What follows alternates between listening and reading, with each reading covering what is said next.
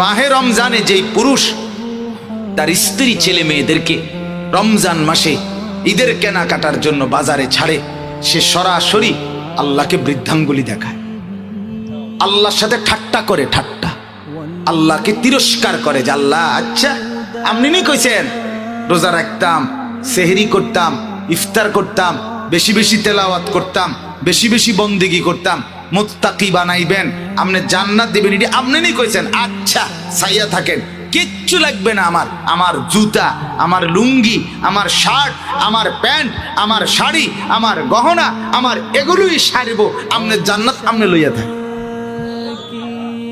কি এটা বুঝায় না? এই বেয়াদব নাফরমান এই পুরুষ মহিলা এটা বুঝায় না আল্লাহকে?